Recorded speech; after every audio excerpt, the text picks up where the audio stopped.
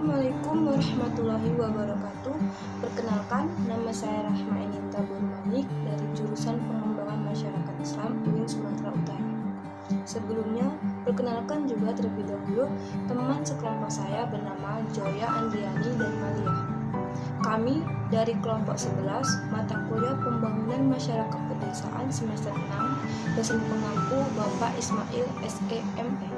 Di sini kami akan mempresentasikan hasil diskusi kami yang berjudul Stimulan Pembangunan Desa. Untuk itu terlebih dahulu saya akan menjelaskan poin pertama mengenai fenomena bantuan desa. Fenomena pembangunan desa sering dijadikan instrumen bagi elit yang memiliki kepentingan pencalonan dalam pemilihan umum. Dalam pembangunan dilaksanakan oleh kontraktor, akan tetapi setelah pembangunan itu selesai, ada elit yang akan mencalonkan diri dalam pilihan legislatif yang memiliki kepentingan untuk meningkatkan popularitas dan elektabilitas di desa tersebut. Peran elit dalam pembangunan tersebut adalah pengalokasian dana pembangunan berasal dari partai politik, sedang elit mencalonkan diri dari partai politik tersebut sehingga memudahkan elit untuk mempengaruhi pemikiran masyarakat setempat dan untuk memperoleh suara dari masyarakat setempat. Dengan bantuan masyarakat yang bekerja dalam pembangunan, elit melakukan kampanye kepada masyarakat sekitar dan menjelaskan bahwa pembangunan infrastruktur berasal dari partai politik dan elit tersebut merupakan salah satu kader dari partai politik tersebut yang secara tidak langsung ikut berperan dalam pembangunan tersebut, yaitu dalam pengalokasian dana pembangunan. Pemerintah mengambil kebijakan berupa bantuan desa, yang antara lain yang pertama ialah Program Keluarga Harapan atau PKH, yaitu program pemberian bantuan sosial bersyarat kepada keluarga miskin yang ditetapkan sebagai keluarga penerima manfaat PKH. Yang kedua ialah BNPT Kabupaten Provinsi Kemensos. BNPT yang dulu namanya ialah Raskin adalah bantuan pangan non tunai. Yang ketiga adalah BLT Dana Desa. BLT Dana Desa adalah bantuan langsung tunai yang bersumber dari dana desa. Yang keempat, BLT Kemensos. Bantuan langsung tunai yang berasal dari pemerintah pusat, pendistribusiannya melalui transfer bank Himbara dan sebagian besar diterima melalui PT Pos Indonesia. Penerimanya langsung kepada si penerima. Yang kelima ialah BST Kementerian atau Kemensos. BST Kementerian adalah bantuan untuk tunai diperuntukkan bagi rata-rata di daerah perkotaan atau kelurahan. Yang keenam ialah jaminan lanjut usia. Jaminan lanjut usia adalah jaminan sosial yang diberikan langsung secara tunai kepada warga yang lanjut usia. Kita berkisar antara usia 60-an ke atas.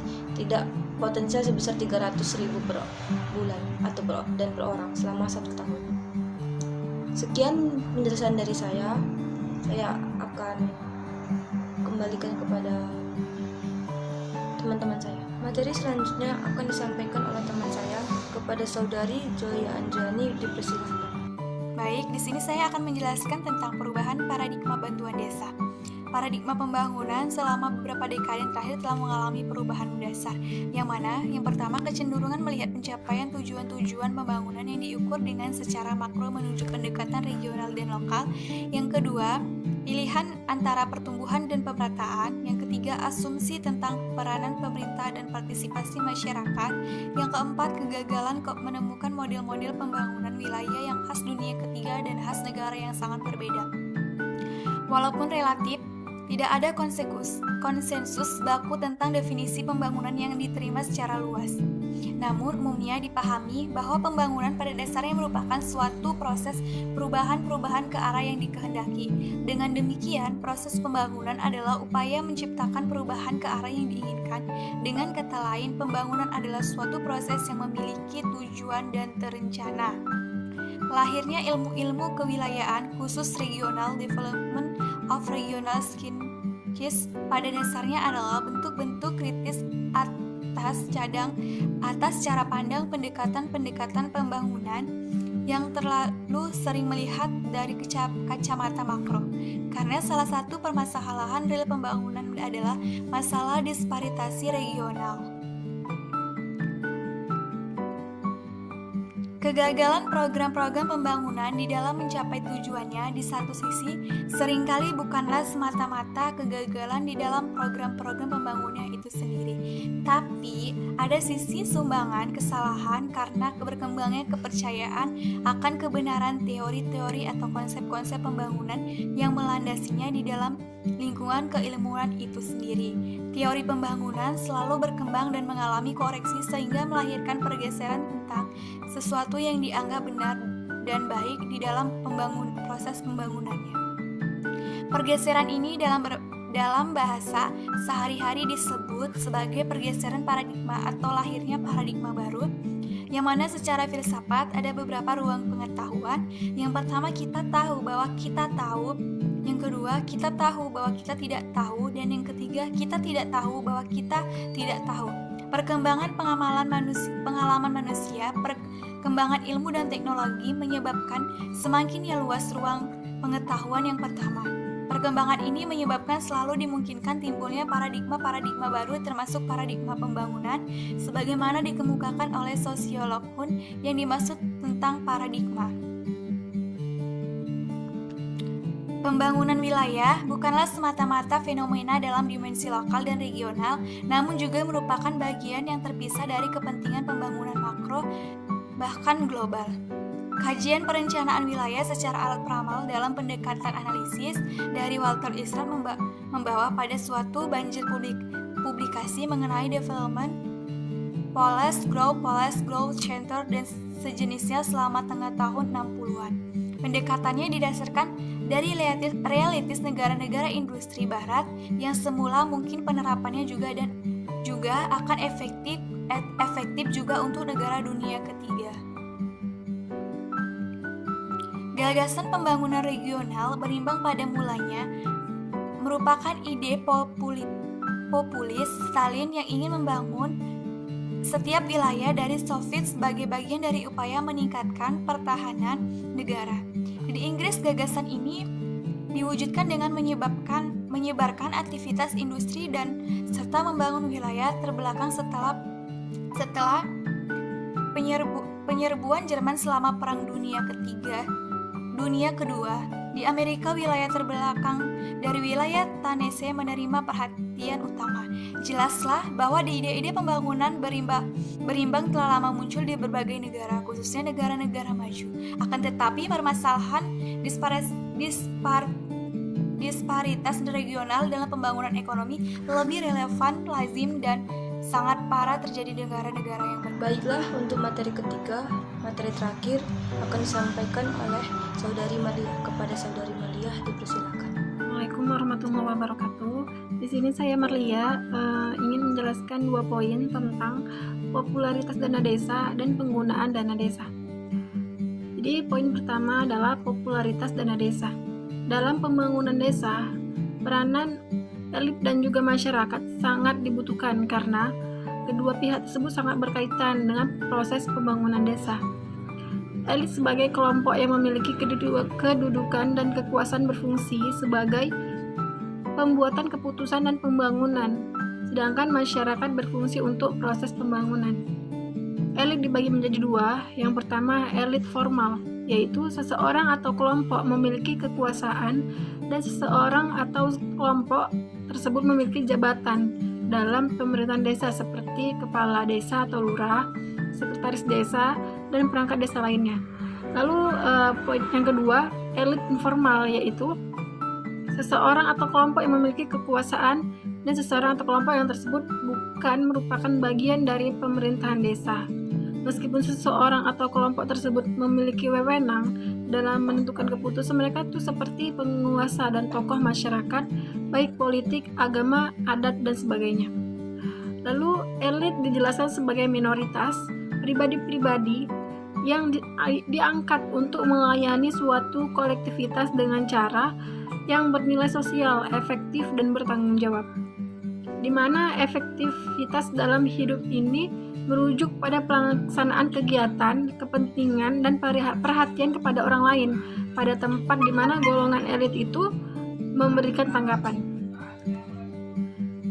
Hal ini merupakan penyalahgunaan kekuasaan, di mana dana alokasi pembangunan desa sudah menjadi hak bagi masyarakat desa untuk mendapatkan, tetapi kurangnya pengetahuan masyarakat desa terhadap pengalokasian dana pembangunan desa, membuat elit informasi informal untuk memanfaatkan kondisi tersebut untuk tercapainya kepentingan pribadi, yaitu untuk menaikkan popularitas dan elektivitas elit informal di desa tersebut.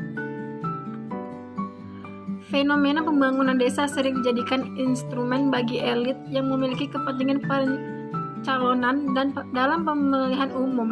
Dalam pembangunan dilaksanakan oleh kontraktor, akan tetapi setelah pembangunan ini selesai dan elit yang akan mencalonkan diri dalam pilihan legislatif memiliki kepentingan untuk meningkatkan popularitas dan elektabilitas di desa tersebut.